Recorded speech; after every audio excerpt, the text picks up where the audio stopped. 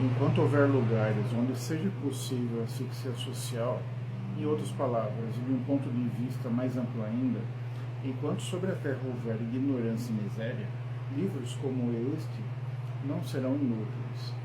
Assim eu começo o vídeo de hoje. Oi galera, tudo bem com vocês? Bem-vindos ao Fui no Sebo e mais uma vez de coração agradeço muito todo o carinho que eu tenho recebido de vocês. Muito obrigado mesmo. Então, hoje vamos falar de uma obra que dá um pouco de medo da gente ler.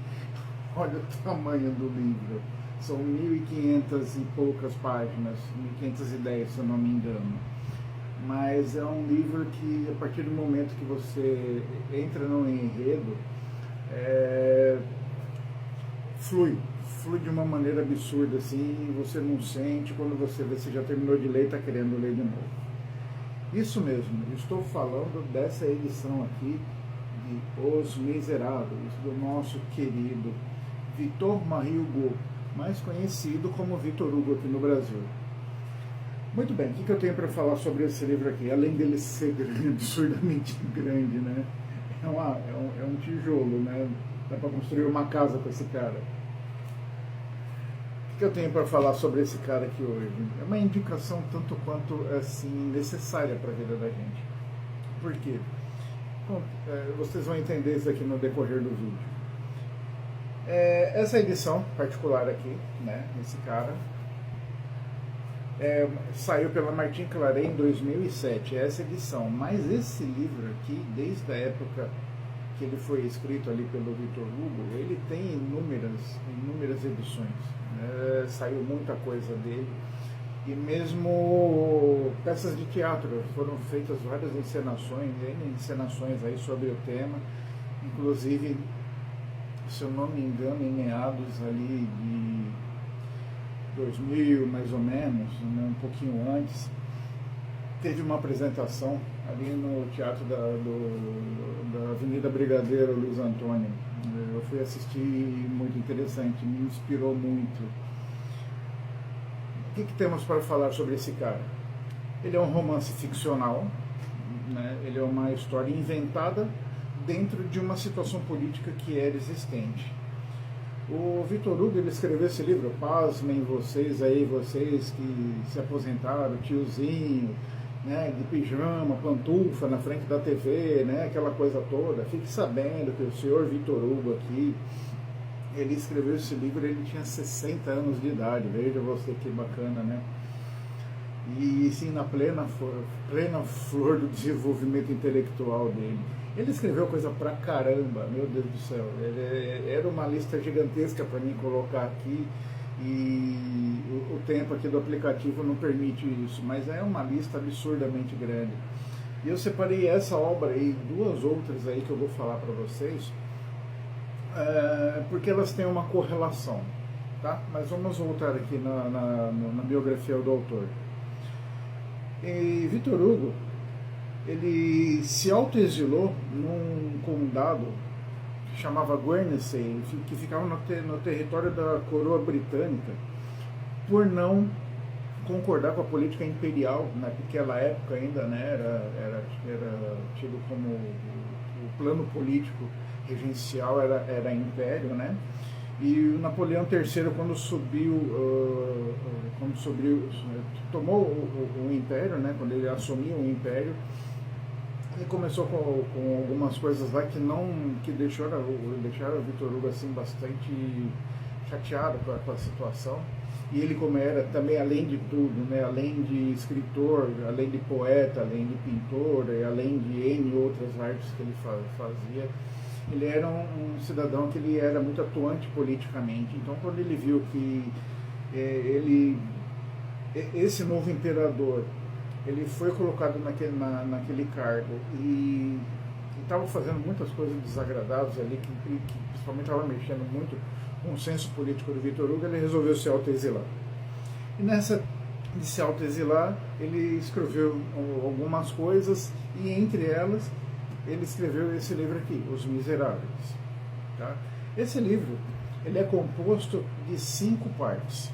Tá? Então você vai ter a primeira parte que chama Fantine, a segunda parte que chama Cosette, a terceira parte que chama Marius, a quarta parte que é um nome desse tamanho, eu escrevi aqui para poder falar para vocês direitinho, que é o Idílio da Rua Saint-Blomet e a Epopeia da Rua Saint-Denis. Aí eu fui atrás para descobrir o que significa esses nomes estranhos aqui, né? O idílio, o que significa idílio? Idílio é um poema curtinho, uma coisa pequena, mas também pode ser um amor, aquele amor tenro e delicado, sabe aquele amor adolescente, amor apaixonado, amor idealista, aquela coisinha que fica daquele quentinho no coração quando você vê a pessoa e as pernas tremem, enche de borboleta na barriga, você fica com a mão trêmula, soa, né? Você não sabe se está sendo ataque cardíaco, você não sabe o que está acontecendo. Então, isso é um idílio, tá? E a epopeia? O que é a epopeia? É exatamente o contrário. Epopeia é um poema extenso, fabuloso, maravilhoso, que narra feitos grandiosos e aquela coisa toda, né? Então aquela coisa para chamar a atenção, sabe? Mesmo pode não estar acontecendo. Mas, ai meu Deus do céu, como é grande, oh meu Deus do céu, que coisa absurda. Então, epopeia é isso. Agora, o que te faz pensar? Num capítulo que tem essa disparidade, né? Idílio e epopeia ao mesmo tempo. São visões dos personagens, tá? Então, na visão de um personagem específico ali, vai ser um idílio. E na versão do outro personagem, vai ser uma epopeia, né? Vai ser aquela coisa absurda, né? Vai ser bem bacana de passar por esse daqui. E por último, você tem o livro que chama-se Jean Valjean, que por acaso, né? Eu busquei uma tradução possível, né? João Valjean seria Valjean, mas não é isso, tá? Valjean seria alguma coisa como um homem valente ou um homem corajoso. Então, a grosso modo, mal e porcamente mesmo, a gente pode falar que é o João Valentão. Mais ou menos isso daí, né?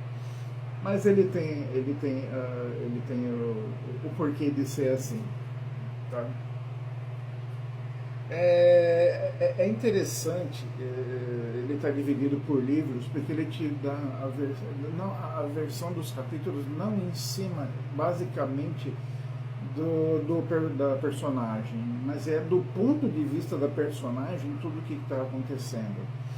Então, por exemplo, quando você passa pelo livro da Fantine, que chega ali nas últimas partes ali, é uma coisa interessante. Eu me emocionei muito, eu não tenho vergonha de dizer, o final do livro Fantine eu chorei com o desfecho. Para mim foi um desfecho assim que desde o começo, desde o início começou errado a história, né? A história da personagem, né? O livro foi muito bem escrito, pelo amor de Deus, não é isso. Mas tudo na vida dessa mulher levou ela a ter um sofrimento absurdo. Pensa numa pessoa que se ferrou, foi ela, foi a Fantine. Por consequência, o segundo livro começa com a sujeirinha desse primeiro, mas eu não tenho vergonha de falar para ninguém não, eu chorei que nem criança pequena quando terminou esse livro, de tanta amargura, de tanta tristeza por esse personagem que por um momento teve ali a coisa toda na mão para dar tudo certo na vida, e por causa de uma situação, por causa do egoísmo de uma pessoa, a vida dela se transformou no inferno. Depois temos Cosette. A Cosette, eu busquei a tradução do nome também, alguma coisa como se fosse uma cotovia. Por que ela era uma cotovia? Vocês vão ter que ler para descobrir. Mas depois que vocês entendem por que Cosette tem esse nome e o que ela passa no começo da história, vocês vão entender que ela tinha que ter esse nome mesmo. Tá? O Victor Hugo ele foi um gênio na criação das personagens aqui. Marius seria um grande redentor, aquele cara que tinha tudo na vida, de repente ele se revoltou com a situação, quis tomar as rédeas da vida dele, sofreu, foi o diabo, comeu o pão que o diabo amassou, mas ele tem sua redenção, né? No final